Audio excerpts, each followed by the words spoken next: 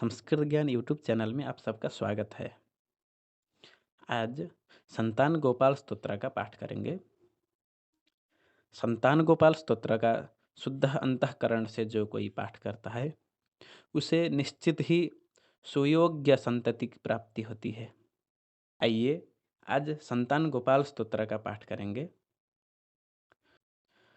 इसका श्रद्धापूर्वक किया गया पाठ निष्फल नहीं जाता है, अतः भगवान श्री कृष्ण का ध्यान करके इस स्तोत्र को ध्यान से सुनिए। चलिए प्रारंभ करते हैं। ओम नमो भगवते वासुदेवाय। संतान गोपाल स्तोत्र। श्रीशं कमलपत्राक्षं देवकी नंदनं हरिं सुत संप्राप्तये कृष्णं नमामि मधुसूदनं। नमाम्यहं वासुदेवं सुत संप्राप्तये हरिं यशोदाङ्कगतं बालं गोपालं नन्दनन्दनम्। अस्माकं पुत्रलाभाय गोविन्दं मुनिवन्दितं नमाम्यहं वासुदेवं देवकीनन्दनं सदा। गोपालं डिम्भकं वन्दे कमलापतिमच्युतं पुत्रसम्प्राप्तये कृष्णं नमामि यदुपुङ्गवम्। पुत्रकामेष्टिफलदं कञ्जाक्षं कमलापतिं देवकीनन्दनं वन्दे सुतसंप्राप्तये मम। पद्मापते पद्मनेत्र पद्मनाभजनार्दन देहि मे तनयं श्रीश वासुदेव जगत्पते। यशोदाङ्कगतं बालं गोविन्दं मुनिवन्दितम् अस्माकं पुत्रलाभाय नमामि श्रीशमच्युतम्। श्रीपते देवदेवेश दीनार्तिहरणाच्युत गोविन्द मे सुतं देहि नमामि त्वां जनार्दन। भक्तकामद गोविन्द भक्तं रक्ष शुभप्रद देहि मे तनयं कृष्ण रुक्मिणीवल्लभ प्रभो। रुक्मिणीनाथ सर्वेश देहि मे तनयं सदा भक्तमन्दारपद्माक्ष त्वामहं शरणं गतः। देवकीसुत गोविन्द वासुदेव जगत्पते देहि मे तनयं कृष्ण त्वामहं शरणं गतः। वासुदेव जगद्वन्द्य श्रीपते पुरुषोत्तम देहि मे तनयं कृष्ण त्वामहं शरणं गतः। कञ्जाक्ष कमलानाथ परकारुणिकोत्तम देहि मे तनयं कृष्ण त्वामहं शरणं गतः। लक्ष्मीपते पद्मनाभ मुकुन्द मुनिवन्दित देहि मे तनयं कृष्ण त्वामहं शरणं गतः। कार्यकारणरूपाय वासुदेवाय ते सदा नमामि पुत्रलाभार्थं सुखदाय बुधाय ते। राजीवनेत्र श्रीराम रावणारे हरे कवे तुभ्यं नमामि देवेश तनयं देहि मे हरे। अस्माकं पुत्रलाभाय भजामि त्वां जगत्पते देहि मे तनयं कृष्ण वासुदेव रमापते। श्रीमानिनीमानचोर गोपीवस्त्रापहारक देहि मे तनयं कृष्ण वासुदेव जगत्पते। अस्माकं पुत्रसम्प्राप्तिं कुरुष्व यदुनन्दन रमापते वासुदेव मुकुन्द मुनिवन्दित। वासुदेवसुतं देहि तनयं देहि माधव पुत्रं मे देहि श्रीकृष्ण वत्सं देहि महाप्रभो। डिम्भकं देहि श्रीकृष्ण आत्मजं देहि राघव भक्तमन्दार मे देहि तनयं नन्दनन्दन। नन्दनं देहि मे कृष्ण वासुदेव जगत्पते कमलानाथ गोविन्द मुकुन्द मुनिवन्दित। अन्यथा शरणं नास्ति त्वमेव शरणं मम सुतं देहि श्रियं देहि श्रियं पुत्रं प्रदेहि मे। यशोदास्तन्यपानज्ञं पिबन्तं यदुनन्दनं वन्देऽहं पुत्रलाभार्थं कपिलाक्षं हरं सदा। नन्दनन्दन देवेश नन्दनं देहि मे प्रभो। रमापते वासुदेव श्रियं पुत्रं जगत्पते। पुत्रं श्रियं पुत्रं पुत्रं मे देहि माधव। अस्माकं दीनवाक्यस्य अवधारय श्रीपते। गोपालडिम्भ गोविन्द वासुदेव रमापते। अस्माकं डिम्भकं देहि श्रियं देहि जगत्पते। मदवाञ्छितफलं देहि देवकीनन्दनाच्युत। मम पुत्रार्थितं धन्यं कुरुष्व यदुनन्दन। याचेऽहं त्वां श्रियं पुत्रं देहि मे पुत्रसम्पदं। भक्तचिन्तामणे राम कल्पवृक्षमहाप्रभो। आत्मजं नन्दनं पुत्रं कुमारं डिम्भकं सुतम्। अर्भकं तनयं देहि सदा मे रघुनन्दन। वन्दे सन्तानगोपालं माधवं भक्तकामदम्। अस्माकं पुत्रसम्प्राप्त्यै सदा गोविन्दमच्युतम्। ओङ्कारयुक्तं गोपालं श्रीयुक्तं यदुनन्दनं क्लींयुक्तं देवकीपुत्रं नमामि यदुनायकम्। वासुदेवमुकुन्देश गोविन्दमाधवाच्युत देहि मे तनयं कृष्ण रमानाथ महाप्रभो। राजीवनेत्र गोविन्द कपिलाक्ष हरे प्रभो। समस्तकाम्यवरद देहि मे तनयं सदा। अब्जपद्मनिभं पद्म वृन्दरूप जगत्पते। देहि मे वरसत्पुत्रं रमानायक माधव।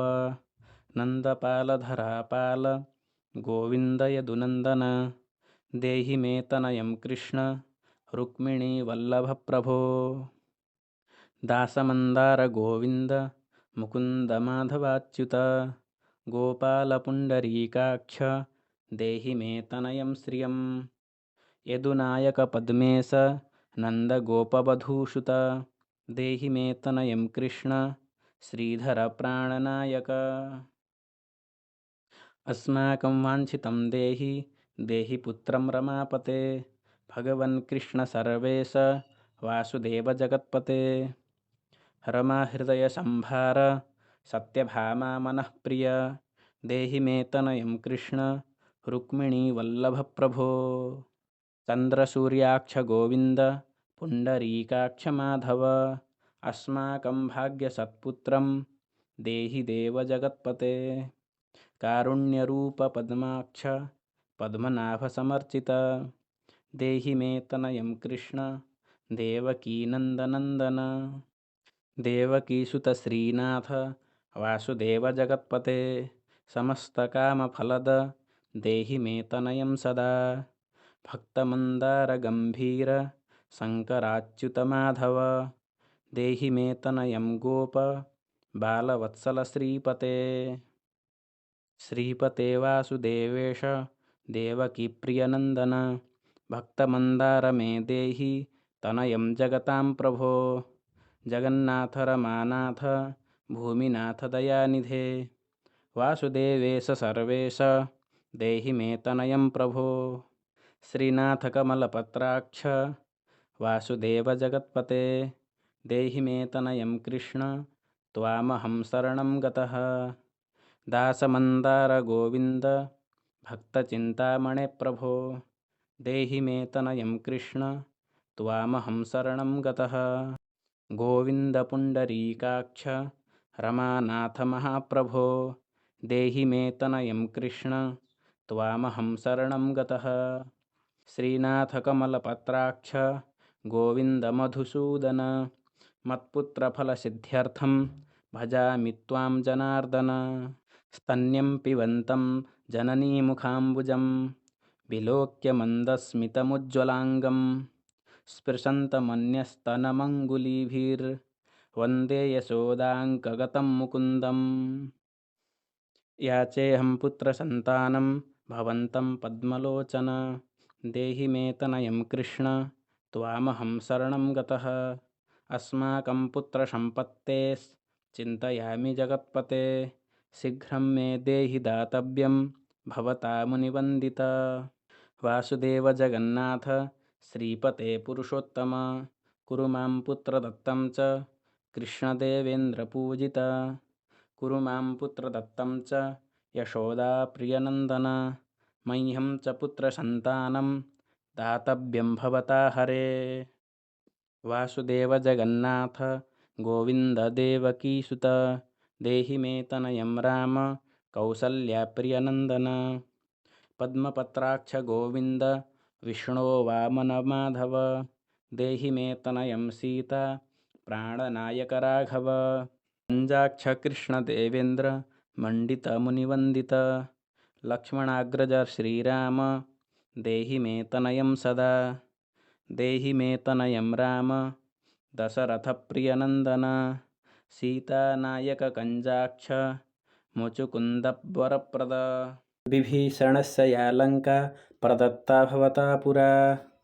अस्माकं तत्प्रकारेण तनयं देहि माधव। भवदीयपदाम्भोजे चिन्तयामि निरन्तरं।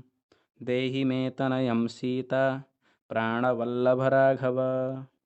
राममत्काम्यवरद पुत्रोत्पत्तिफलप्रद। देहि मे तनयं श्रीश कमलासनवन्दित। राम राघव सीतेश लक्ष्मणानुज देहि मे। भाग्यवत्पुत्रसन्तानं दशरथात्मज श्रीपते। देवकी गर्भसञ्जात यशोदा प्रियनन्दन। देहि मे तनयं राम कृष्ण माधव। कृष्ण माधव गोविन्द वामनाच्युत शङ्कर। देहि मे तनयं श्रीश गोपबालकनायक। गोपबालमहाधन्य गोविन्दाच्युत माधव। देहि मे तनयं कृष्ण वासुदेव जगत्पते। दिशतु दिशतु पुत्रं देवकी नन्दनोऽयं। दिशतु दिशतु शीघ्रं भाग्यवत्पुत्रलाभं। दिशतु दिशतु श्रीशो राघवो रामचन्द्रो। दिशतु दिशतु पुत्रं वंशविस्तारहेतोः। दीयतां वासुदेवेन तनयो मत्प्रियः सुतः। कुमारो नन्दनः सीता नायकेन सदा मम। राम राघव गोविन्द देवकीसुत माधव। देहि मे तनयं श्रीश गोपबालकनायक। वंशविस्तारकं पुत्रं देहि मे मधुसूदन। सुतं देहि त्वामहं शरणं गतः। ममाभीष्टसुतं देहि कंसारे माधवाच्युत। सुतं देहि त्वामहं शरणं गतः। चन्द्रार्ककल्पपर्यन्तं तनयं देहि माधव। सुतं देहि त्वामहं शरणं गतः। विद्यावन्तं बुद्धिमन्तं श्रीमन्तं तनयं सदा। देहि मे तनयं कृष्ण देवकीनन्दन प्रभो। नमामि त्वां पद्मनेत्र सुतलाभाय कामदं। मुकुन्दं पुण्डरीकाक्षं गोविन्दं मधुसूदनं। भगवन् कृष्ण गोविन्द सर्वकामफलप्रद। देहि मे तनयं स्वामिंस्त्वामहं शरणं गतः। स्वामिंस्त्वं भगवन् राम कृष्णमाधवकामद। देहि मे तनयं नित्यं त्वामहं शरणं गतः। तनयं देहि गोविन्द कञ्जाक्षकमलापते। सुतं देहि त्वामहं शरणं गतः। पद्मापते पद्मनेत्र प्रद्युम्नजनकप्रभो। सुतं देहि त्वामहं शरणं गतः। शङ्खचक्रगदाखड्ग सार्ङ्गपाणिरमापते। देहि मे तनयं कृष्ण त्वामहं शरणं गतः। नारायण रमानाथ राजीवपत्रलोचन। सुतं मे देहि देवेश पद्मपद्मानुवन्दित। राम राघव गोविन्द देवकी वरनन्दन। रुक्मिणीनाथ सर्वेश नारदादिसुरर्चित। देवकीसुत गोविन्द वासुदेव जगत्पते। देहि मे तनयं श्रीश गोपबालकनायक। मुनिवन्दित गोविन्द रुक्मिणीवल्लभ प्रभो। देहि मे तनयं कृष्ण त्वामहं शरणं गतः। गोपिकार्जितपङ्केज मरन्दासक्तमानस देहि मे तनयं कृष्ण त्वामहं शरणं गतः। रमाहृदयपङ्केज लोलमाधवकामद ममाभीष्टसुतं देहि त्वामहं शरणं गतः। वासुदेव रमानाथ दासानां मङ्गलप्रद देहि मे तनयं कृष्ण त्वामहं शरणं गतः। कल्याणप्रद गोविन्द मुरारे मुनिवन्दित देहि मे तनयं कृष्ण त्वामहं शरणं गतः। पुत्रप्रद मुकुन्देश रुक्मिणीवल्लभप्रभो देहि मे तनयं कृष्ण त्वामहं शरणं गतः। पुण्डरीकाक्ष गोविन्द वासुदेव जगत्पते देहि मे तनयं कृष्ण त्वामहं शरणं गतः। दयानिधे वासुदेव मुकुन्द मुनिवन्दित देहि मे तनयं कृष्ण त्वामहं शरणं गतः। पुत्रसम्पत्प्रदातारं गोविन्दं देवपूजितं वन्दामहे सदा कृष्णं पुत्रलाभप्रदायिनं। कारुण्यनिधये गोपी वल्लभाय मुरारये नमस्ते पुत्रलाभार्थं देहि मे तनयं विभो। नमस्तस्मै रमेशाय रुक्मिणीवल्लभाय ते देहि मे तनयं श्रीश गोपबालकनायक। नमस्ते वासुदेवाय नित्यश्रीकामुकाय च पुत्रदाय च सर्पेन्द्र शायिने रङ्गशायिने। रङ्गशायिन् रमानाथ मङ्गलप्रदमाधव देहि मे तनयं श्रीश गोपबालकनायक। दासस्य मे सुतं देहि दीनमन्दारराघव सुतं देहि पुत्रं देहि रमापते। यशोदातनयाभीष्ट पुत्रदानरतः सदा देहि मे तनयं कृष्ण त्वामहं शरणं गतः।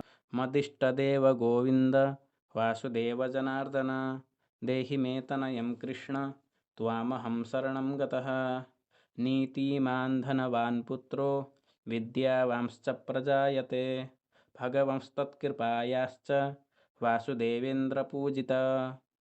यः पठेत् पुत्रशतकं सोऽपि सत्पुत्रवान् भवेत्।